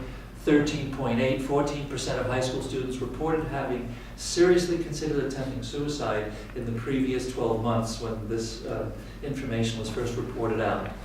And of course, these children are suffering from somatic complaints, high irritability, sadness, and disruptive behavioral disorders. So that's the background to some of the demographic changes that I'm about to describe. And I also want to say, although I'm using special education and English language learners as an illustration, these issues of social emotional concerns extend well beyond students with disabilities and English language learners who are transitioning from one culture to another. One can only imagine the best of circumstances how challenging that can be. So a summary of the budget comparisons 06 to 07 through 18 and 19 this current year. So in that time, with our graduates coming up, total enrollment has decreased by 23%, and special education students' percentage has increased by 16%. Out-of-district enrollment has remained much the same. If we adjust the 2006-2007 cost for out-of-district special education for inflation, it would still be $657,000 below the anticipated costs in special education this year. So in other words, increasing costs have been higher than the rate of inflation over the course of those years. Transportation for special ed has skyrocketed, and if we adjust for inflation, the 06-07 costs would still be $300,000 below today's costs. And back in 2006-2007, it was in and around $100,000. Now it's in and around $400,000. Due to the decrease in enrollment between now and 2006-2007, the number of regular education teachers has been reduced by about 42 to 43 positions. The number of special education, social service, English language teachers, and staff, I've also thrown in 7, it's actually 9 paraprofessionals we can add this year. I've also added the coaches that we have because they are responsible in no small way for the data, as well as for organizing and orchestrating all of the interventions that take place on students' behalf. So when we add all those up, if regular education, pure academics, we reduced by 42 positions, we've added 42 positions with special education, EL teachers, our coaches, and our paras as well. The number of English language learners, students, has increased 265% from 67 in 06-07 to 178 in 2018-2019. And English language teaching positions have gone from 1 position to 8 positions, and we have some tutors as well in addition, and paraprofessionals as well. So the numbers indicate a shift in the allocation from the more strictly content-based academic areas to an area that's broader in scope, more needs-based in terms of individual students, and I feel we could label it as part of education's responsibility to create a social safety net. And in a word, what we're seeing is that we have less students overall, higher needs, and they're coming at a higher cost, is what the numbers tell me. Did you have a question, Joel? No? Oh, I'm sorry, that's where your hand go. I'd like to talk just a little bit about some of the types of disabilities in the Gloucester Public Schools. State regulations, there are 12 overall different types of disabilities. Our health impairment and emotional impairment students with disabilities comprise 38% of the students with, who are special education students in Gloucester. The health impairment includes a lot of issues, including physical issues, but the predominant health impairment in the Gloucester Public School District has to do with attention deficit with or without hyperactivity. And there are, of course, behavioral issues oftentimes associated with that.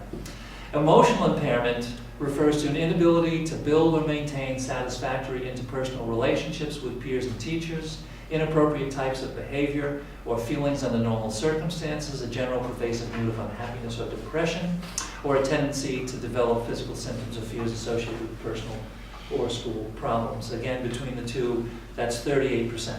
And I'm using special education here as an illustration. These emotional issues obviously extend to the general population as well, and as those national statistics suggest. If we take a third category, students identified with autism, that's another 9%. So that means that health impairment, emotional impairment, and autism constitute 47% of our students with disabilities.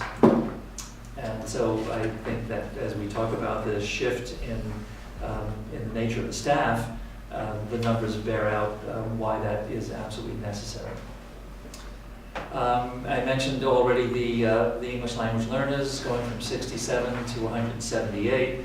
In 2014-2015, we had about 80 or so. So we've more than doubled over the last 3 years, and obviously a lot since 2006 and 2007. In order to meet the needs of all of our students, we have talked about, but we have a list here of the Gloucester Public School programs, and Patty is here just to briefly go through so that we have a sense, and the audience has a sense of the depth of and the definition of what is necessary to meet the needs of some of the different diverse students. So I think I'll present the types of programs sort of as they're related to the type of disability. As Dr. Sapphire was talking about the increase in number of students with autism, just as a statistic that we've been discussing this week, back in 2000, 1 in 159 students was diagnosed with autism. Now the current CDC numbers are 1 in 59. So the prevalence of autism diagnosis has increased considerably. And along with that, we do have a number of programs within our district to support those students. At the elementary levels, we have a K-1 program at Veterans, a 2-3 program, grades 2 and 3 at the West Parish School, and a grade 4-5 at the West Parish School.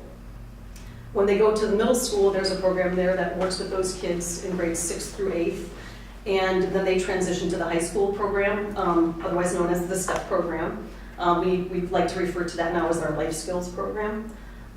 Some of those students from the life skills program will stay with us and have additional years until they're 22.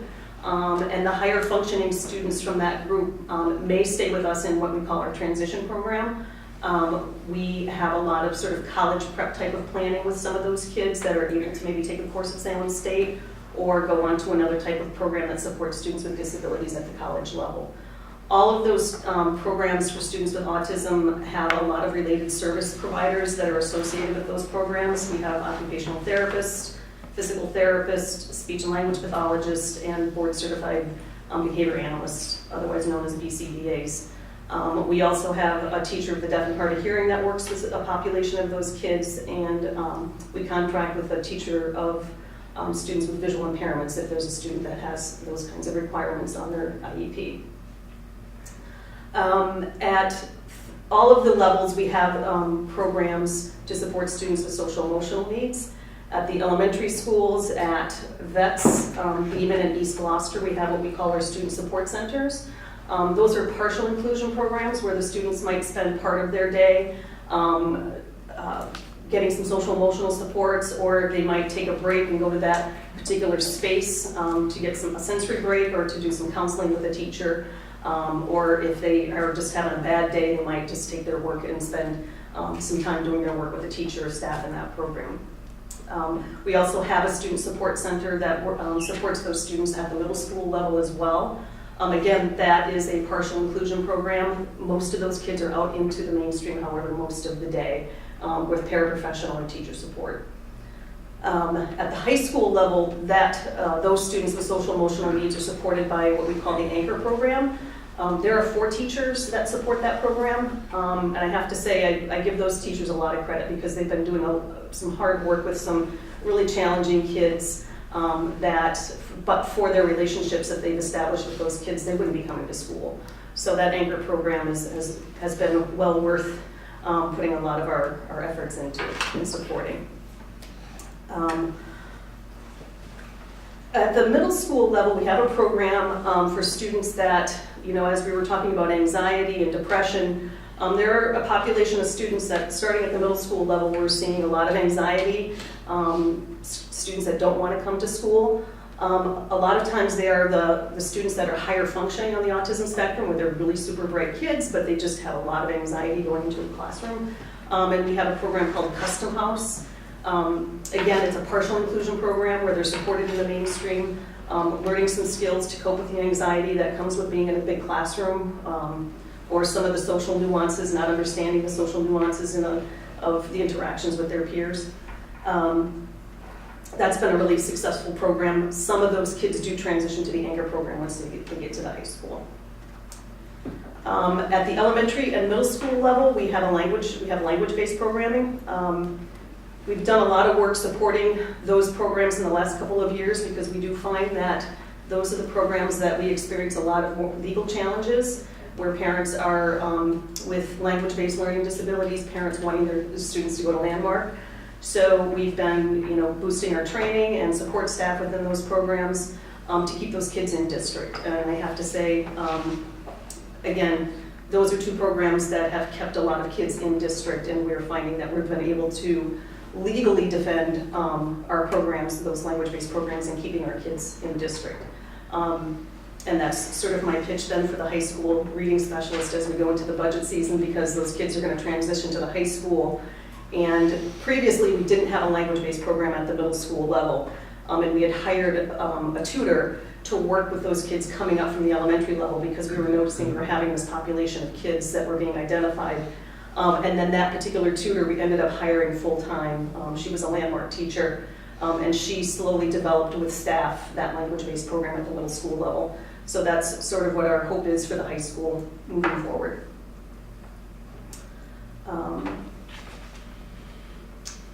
At the West Parish and at the middle school, so at the elementary and at the middle school levels, we have a learning center. The learning centers are for students that fall within the criteria of having students that need a slower paced curriculum. Their intellect might be a little lower, below average than the typical learner. So they will have their reading and math a separate curriculum. They might go into the mainstream with support for science and social studies so they get that rich content. So we have a program at the West Parish School for students grades 3 through 5, and then at the middle school level, grades 6 through 8, we have a learning center program. Once those kids transition to the high school, they typically are students that might take the 900 level courses or a CP2 class with support. And that is it. We also have the Gloucester Alternative Program. The students that are at the Alternative Program are students that might have to work part of their day to help support their families, or they're just students that learn differently and they're out into the community learning a trade already, but still want to earn a high school diploma. Sometimes the kids that are not making it at the Anchor program still need a smaller environment to learn. They may transition out and go to the Gloucester Alternative Program. And that's it. Great, thank you. On Friday, the Chamber of Commerce is having its legislative caucus breakfast, and where our local legislators can have an opportunity to hear what's happening in the round, what our concerns and priorities are. So my intention, since invariably I get called on, is to take a very streamlined, scaled-down version of this, and with the number of requests which are not unfamiliar to legislators. particularly since there was a major public hearing on this last Friday. But in light of all of these issues and concerns and supporting the budget, we need one, help in the funding formula regarding special education, ELL, and we haven't even talked about economically disadvantaged and the impact that has on student growth and development. Number two, we need more assistance with special education out of district transportation. Number three, the circuit breaker needs to be fully funded. Our current costs for out of district is $4.8 million. And the reimbursement through circuit breaker, we anticipate is going to be $1.1 million. So the cost of the district is $3.6 million. It's a lot of money. And also a recognition, not spoken about in depth here, but recognition in the formula regarding the actual accelerating costs of health insurance. In FY17, the increase was 11.06. In FY18, it was 6.21. This year, it's at 4.69, and with some proposed new hires, right now our health insurance costs are anticipated to increase at about 8.6%, the overall average being 7.65. And the other piece is that this is, I kind of put this together fairly quickly, but with time and with some preparation, I'd like the school committee, first through the BNF and then through the school committee at large, to consider the extent to which this information is communicated to the city council, probably at the May 16th budget presentation. Yes, ma'am. Oh, I want to make sure you're done. I just want to make a statement and ask you a question. I've been on the school committee for 12 years, and I just can't tell you how amazed I am of how complicated the conversations have become about special ed than they were 12 years ago when Joanne was here giving us reports. I mean, the figures are crazy. And the services that we now provide that we didn't have 12 years ago is just mind-blowing. And Gloucester should be proud that we're able to have these services within our schools and not sending the kids out. So that in itself is a huge accomplishment over the last 12 years. What I'd like to ask a question is, you made a comment, a statistic that I think you said high school students, about 30% of them were at high risk or have high risk behaviors. And I'm wondering if that is an actual or a figure of Gloucester, if it's a federal figure, and also did you take into consideration that the survey that goes out to the high school students about what kind of drugs they've used and behaviors they've done, and does that survey coincide with that 30%? Because it seems like we'd be higher than 30, so that's why I asked. Right, and given the amount of time when I started working on this, I took those national statistics and I took national intentionally because I didn't want to personalize that portion of it with Gloucester. But that is certainly something as a follow-up that is, it's information that I would like to compare and see. But for the purposes of trying to put something together which ultimately could help to educate the city council about the impact of the changes over the course of those 13 years or so, I was more focused in on our data and what that was showing. So I think I would disagree and want to have actual figures because we're dealing with Gloucester pays for Gloucester students, but also I would hope that in your presentation you would take note that while we've shifted the change in the 40-something positions from traditional teachers, that is what we can afford and not what we actually need. Yeah. So, I mean, we're living within our budget by having that change, but if you actually looked at our true statistics and what our actual needs are, that tells a little bit of a different story too. And I presume that the additional requests will probably be on the city council presentation, so that is the segue right into that. But I think we'll personalize it better by using Gloucester statistics Yeah, too. we have the YRBS. Thank you. Okay. Any further questions of the superintendent? Do we have a motion to accept the superintendent's report? So moved. Second. All in favor, say aye. Aye. Opposed? It's unanimous. And we will move on to subcommittee reports. BNF met last week, and Chairman Gross will give us an update. I will. So we had a presentation by the food service director, and one of the topics that we were enlightened with was the breakfast after the bell program, which is federally mandated. We have to provide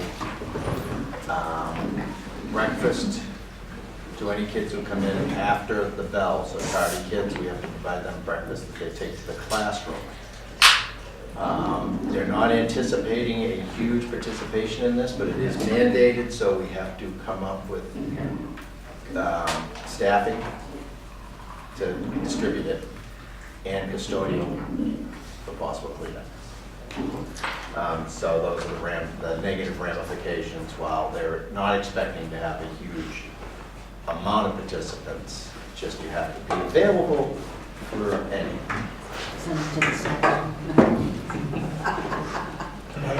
And so that was one of the things. Then also, you have to forgive me, but I have $60,000 here for upgrades and repairs of equipment this year. Some of this includes steam tables, fire suppression systems at the high school, which was probably a big portion of this, the ranges that we replaced. Do you remember anything else on that? No? Those were the two big highlights on that report. And then we have with food service, may as well go with what our bad debt is. We're looking like we're going to wind up okay at the end of the year with the profit and loss statements. But we are at $12,648 in bad debt, but that's down from 13,189 last month. So that's where we are in bad debt, which again, for anybody who remembers, it was much larger numbers back a while ago. So we'll wait on the preschool till we vote it. So no point in that. We talked about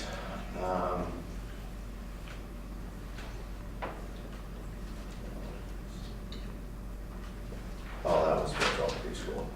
Oh, we also talked about stabilization funds for special education, and it was determined that we didn't have enough information at this time when we tabled it. It really, it wasn't, where it's too early in the year, and if that's something that needs to be a line item that needs to actually be put in a budget. And so we're still in the discussion phases of that. Looked at the budget, everything's fine.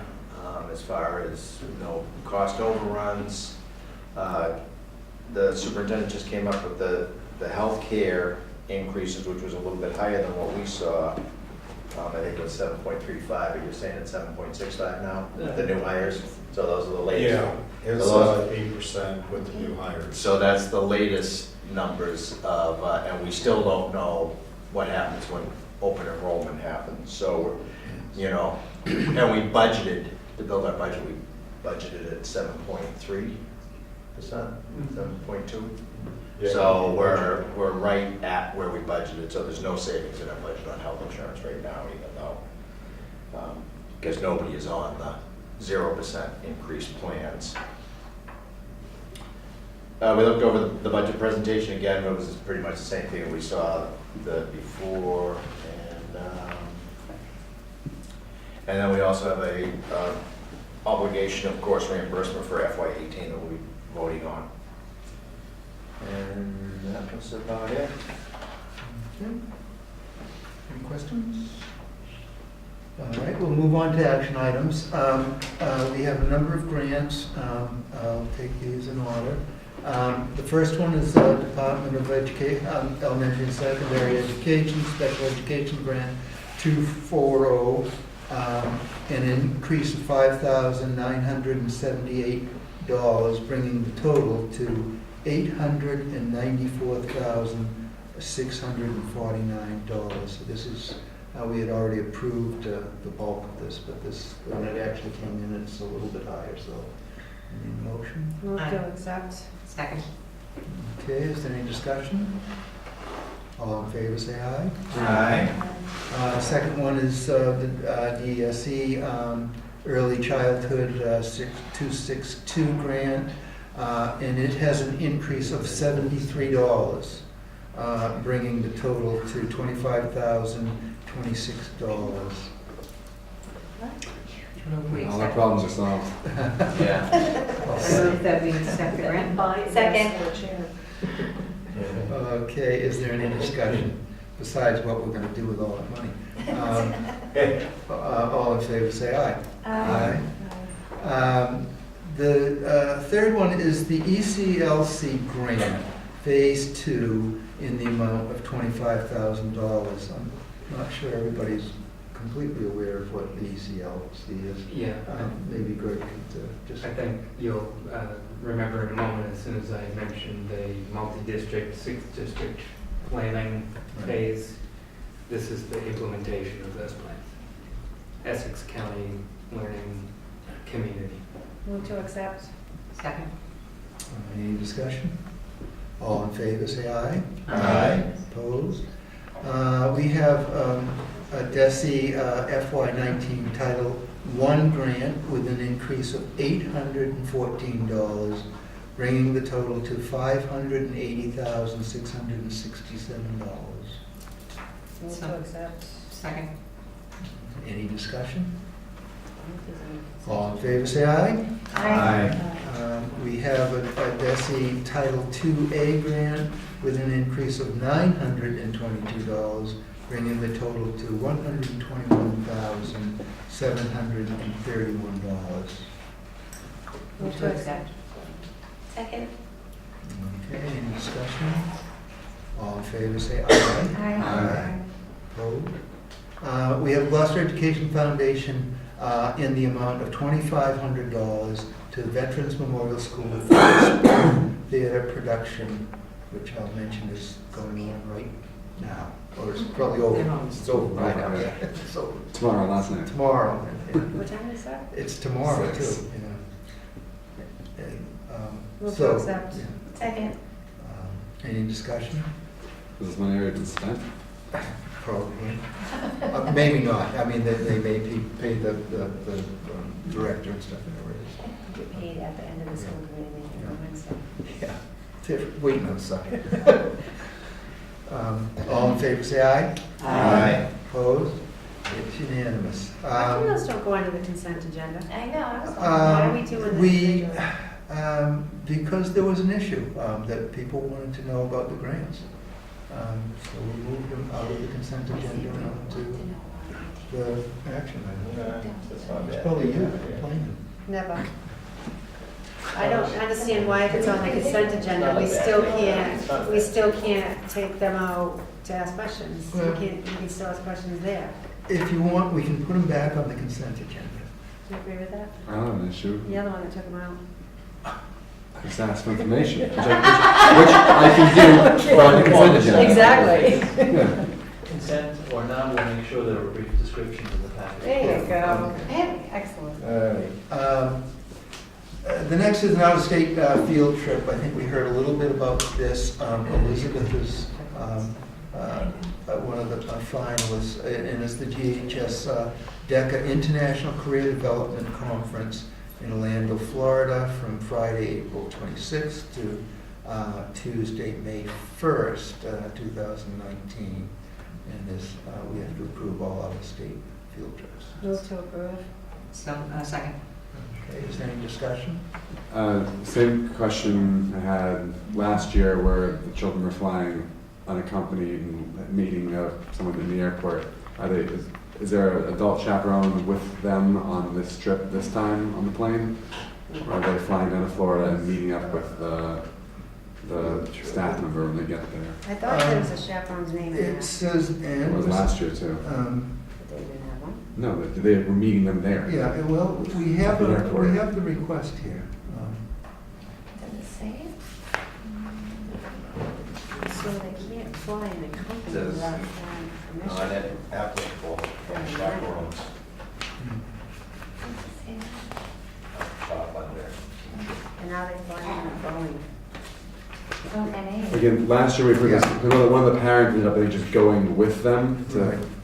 but, it's just interesting for an out-of-school field trip. Usually most field trips that go out of state, that they leave from the school with a staff member or a chaperone or with them throughout the travel too. But last year, and I don't know if that's the case this year, but last year the staff member was at this event prior to the students arriving, and the students had to fly unaccompanied and meet the staff member and link up there. And I don't know, these are responsible upperclassmen, so maybe that's not a concern, but just again, would like to know, and want to make sure the committee is aware when you approve this, you're putting legally children on a plane to go find the chaperone at the airport, which I think they're capable of doing, but it's very different than how we otherwise handle out-of-state field trips. They said it's only one kid. It's one person. Is it just Lizzie? I think it's Just That's one just one. person. Yeah. Do we have a Well, field Delaney. trip policy? Yeah. No, it says one on Yeah. federal. Says number of students, one. No, but I mean, it says that children can't travel unaccompanied. I would think if they're minors, that they can't travel without parent permission unaccompanied. I'm assuming they have parent permission. So I would think that we must have a policy in place that would govern the fact that a chaperone should be with a student when traveling, but we don't. Look it up. We can certainly, you can table your decision, we can certainly look into it. I don't need to table it, I just would think that we would have one to satisfy Joel's concern. Yeah, and again, I don't know that I have an issue per se, depending on circumstance, but it is out of line with how all the other field trips go. Yeah, that's true. And for all I know, this year maybe they're flying down together. I just don't know. I couldn't get it from the information. It does say on the application that under chaperones, it says not applicable. Right, but So- still. So how's it a field trip?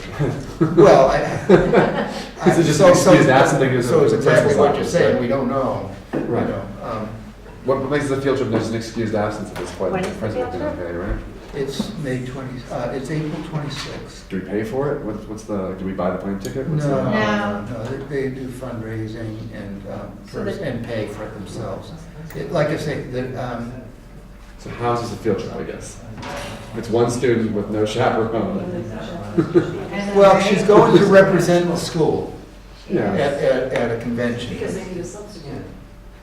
We'll They have do to need a substitute. we'll have to clarify because though it says chaperone and later on, the teacher who filled this out when we said he checked substitute needed. My assumption is that.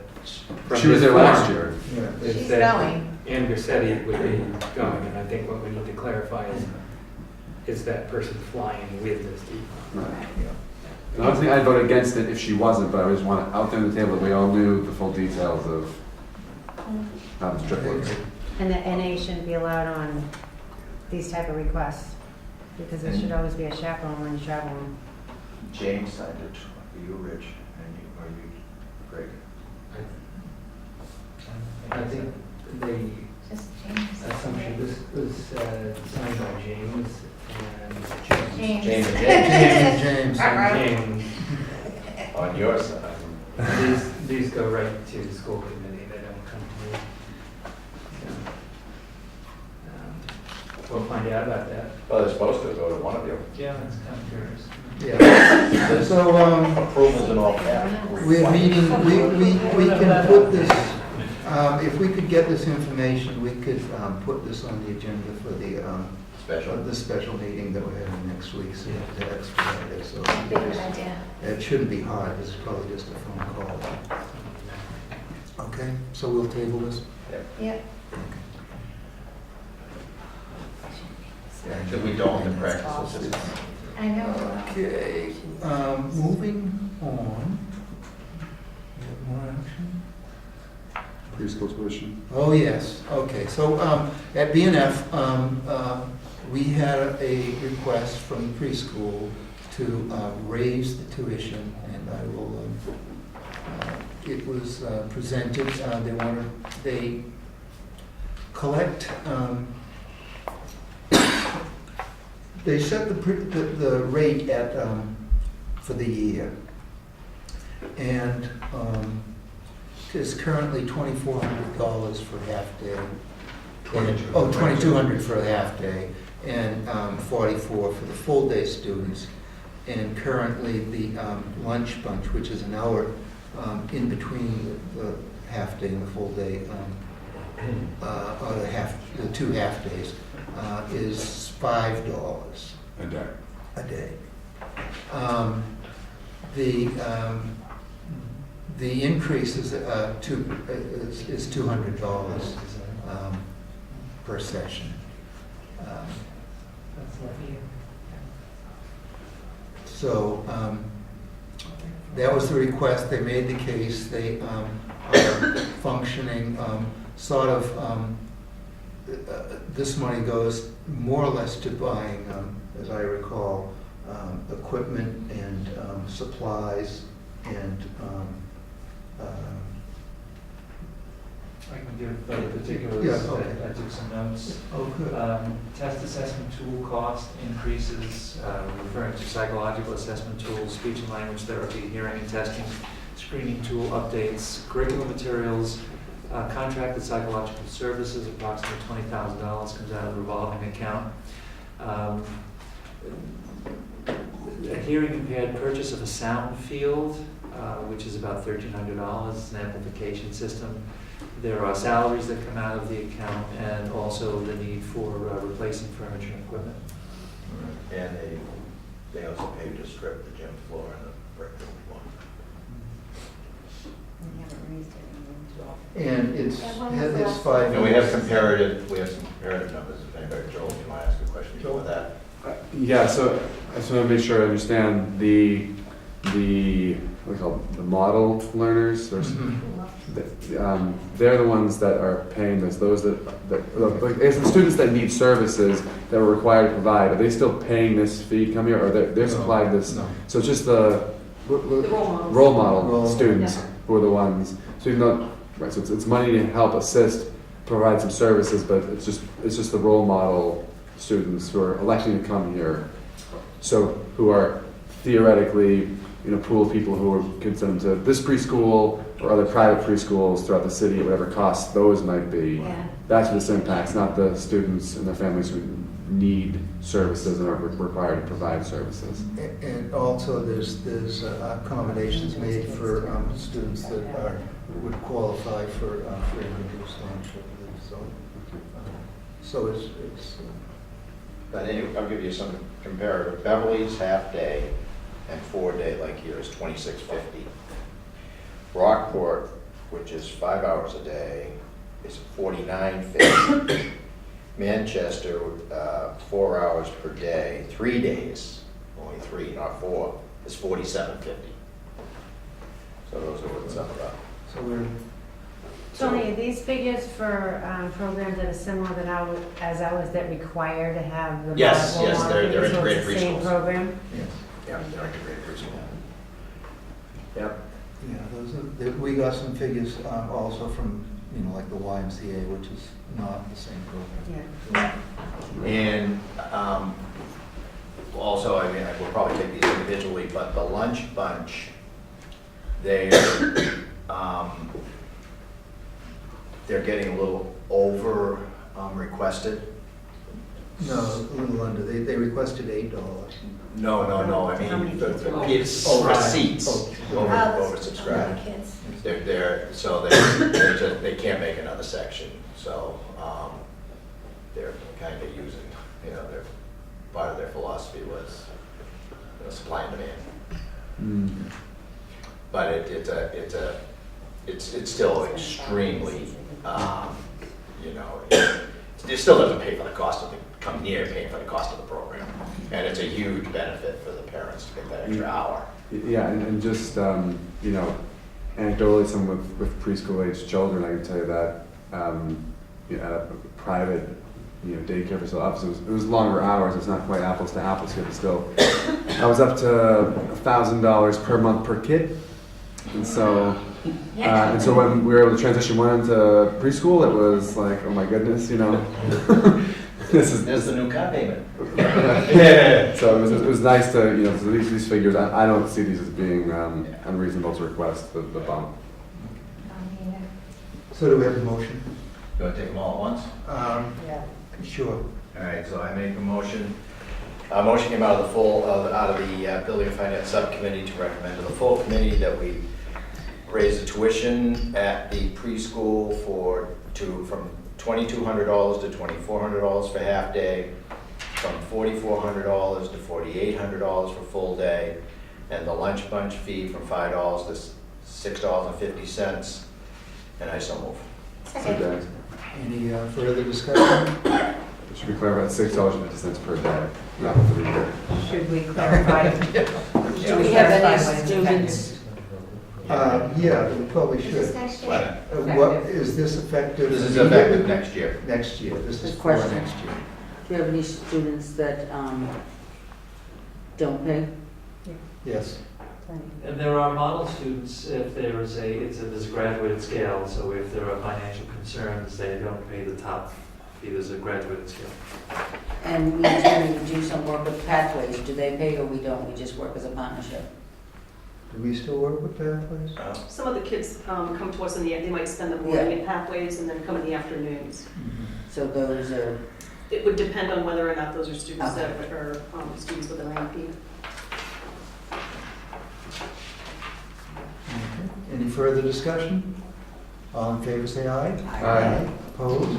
It's unanimous. The next item is we have, this is another case of paying a bill with this year's money that we incurred last year. And is to authorize the CFO to request approval from the City Council to pay $1,227 to a teacher for the FY18 coursework with FY19 funds. And this was reviewed by the Building Finance Committee. So moved. Second. Okay. This is a case of we reimburse, contractually we reimburse teachers for coursework that they do. And this was put in very late in the year and did not get paid at the end of last year, but we're obligated to pay it. So we have to go through the process with the City Council. Any further discussion? All in favor, say aye. Aye. Opposed? It's unanimous. Massachusetts School Building Authority. We had, the presentation was given last night at the City Council. It was very well received. The same presentation, more or less, that we had 2 weeks ago. We are in a situation where we are going to have to move our timeline back because of the complications in trying to determine clear title to the properties that we're looking at. Hopefully that won't affect too much, but one of the problems is MSBA only meets, they take a lot of months off, and they take months off in the summer, and so we're, instead of meeting the April submission, I think we're going to have to try to make the June submission to go on to the next step. May I ask who is performing the title searches? The city has a company that does it, so they have hired. Do you know the name? I don't, but it was hired by Chip Basin. The request went to Chip. Has somebody that he uses. So is the financing of that search coming from the city or from the It's money? coming from the city. So it's not the $1 million? No, it's not coming out of side? that. Thank you, city. But it's because, just so people understand, all of the properties that we're looking at are complicated. East Gloucester is made up of a site that has 2 properties on it. One was a playground that was given to the city before the school was built there, so it predates the school property. The West Parish, the Veterans property is also 2 sites, one of which is a park, the Meadows Field. So the most difficult one is Green Street site, which was a subdivision back in the 20s that never got built, but somebody had gone through all the work of subdividing the 18 or so acres that are up there. And when the city either took it or bought it, I'm not sure how that went, they never did anything about consolidating it. So it's 23 parcels with a bunch of roads in the middle of it. From 1920. If the city bought all of it, that shouldn't be. No, the subdivision control law didn't even come into the state until the 60s. But since then, right? there's National Grid has an easement across there. It's, you know, I'm not involved in talking to the people that are doing the title search, but we're get told that they're having difficulty. So hopefully the goal is that we will have those by April 15th is the latest deadline. So, other than that, we don't have much. The preschool location is still being worked on. The gym floor, the field house floor, I believe that Doran Whittier has made a submission to the city, and the last I heard is that they're exploring how to fund that. So I expressed my hope that it could be done this summer, and they said maybe it can't. Yesterday, the reconstituted Capital Improvement Advisory Board, in which I also sat, met for the first time, and Jim Mastino from the mayor's office mentioned that of the priority items the city is looking at for capital projects, he included the floor as one of the top 4 that were being mentioned. Right. So I think it's being taken very seriously at City Hall. And as far as the preschool location, the city council approved, I think, $35,000 last night to do a study to determine whether to buy this building, move to O'Malley or the high school. Well, it's to pay Doran Whittier to look at all of the options. The options and come up with a conclusion. So that's in the works too. So that being said, I just want to put out there again, you know, unless the conclusion is buy this building, which again puts us in a terrible negotiating position. If we have a study that says, "Oh, this is your best option," he goes, "Well, I mean, looks like I'm your best option." Well, so, you know, there is a price written into the lease. Right. So if it's anything but that, I would encourage us or the city or whoever is in negotiation to say, "Hey, listen, I know we're only a year and a half into this, but we renegotiate the extension now instead of a last minute kind of thing." You know, because you know, and if we're able to say the plan, we need 5 more years. I know they didn't want to renew it the first time. They said they didn't want to renew it again, but if it's, you know, if we... Well, we know the high school's going to be underwater, so that's... Only the first floor. Swimming for top. Okay, is there any other items that people want to discuss before we go into executive session? Can I just add to that? Yeah. That a number of us have met with Doran Whittier, both for the preschool and as a separate entity central office, and they've done the same space summary listing of needs that they did for West Parish and that they're in the process of doing for the East Gloucester project as well. And then they'll use that to see what is available wherever and at what price. I have a request. Yes. For, at our next meeting or shortly thereafter, can I get a report from the superintendent about the advisory committees for the vocational school? To make sure that we're in compliance, or if we're not. We are in compliance, and I'll have the principal come in. Awesome. Thank you. I noticed today on Facebook there was a picture of one of the departments learning about airplane flights or something in Jack Porter's class, which was really good to see the social media out there of what our students are doing. It's very good. Okay. It was brought to my attention that, well, the specific issue that was brought to my attention is that the track and field coach, because fundraising fell short, I guess, last year for the track program, there was some students who made it to nationals, and he fronted the money to get them there, and remains, you know, in the hole. And they're trying right now to make sure that fundraising this year helps dig him out of that. And when I said this, I was surprised to hear that. I was kind of told anecdotally by a few other staff members that, there's a significant coalition or contingent of coaches and other people who are, in the whole hundreds, sometimes thousands of dollars supporting these programs. And so, again, I didn't know about it until I first heard about it. And the coach himself was not the one complaining about it. It was parents saying, hey, we really need to help him out. He shelled out his money for nationals last year. And so I was curious to know whether or not there are other coaches who are owed money because they helped cover something that they thought was going to come in on fundraising, and the fundraising fell through. And just, be interested to know as a school committee, I don't know if we do anything about it or could do anything about it, but I think it's just important for us to hear whether this is an isolated incident of track last year that went awry, or if it's actually, this happens a lot where out of pocket just doesn't come back into pocket.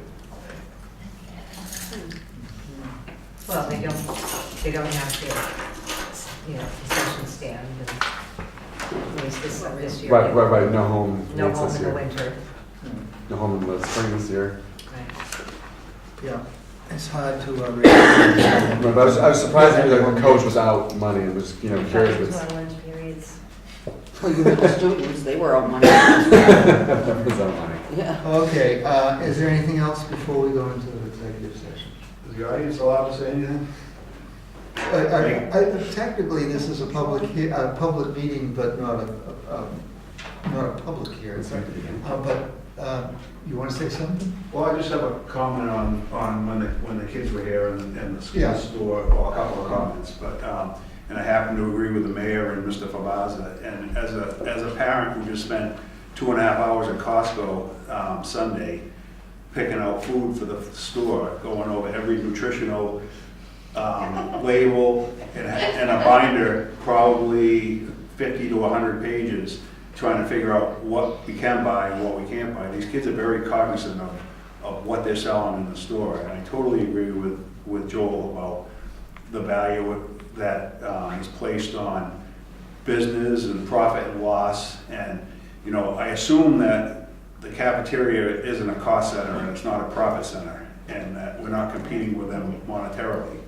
Well, Yeah, we lose We are. money. We subsidize the food, Okay. food services, so, and we in the past have given, I don't know whether it's a directive or just a strong But we subsidize for suggestion. people who don't pay. Well, no, we've subsidized the whole program. Yeah, but So I don't mean to start this argument again, I just had a couple Tim, of mind your comments. business. And the last point is, if I was either on the school committee or on the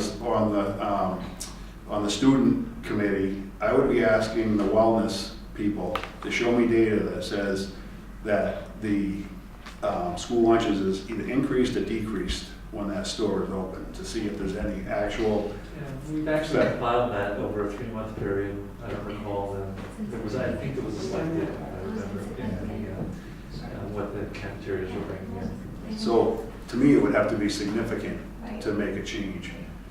That's why you run the school committee. Okay. That being said,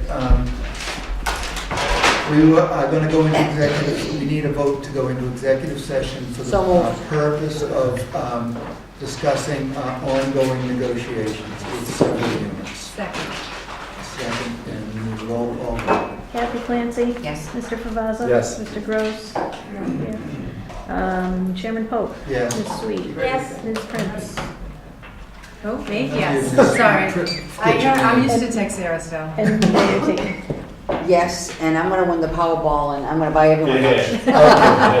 Every day for my. So we will recess for 5 minutes and reconvene in executive session. Thank you very much.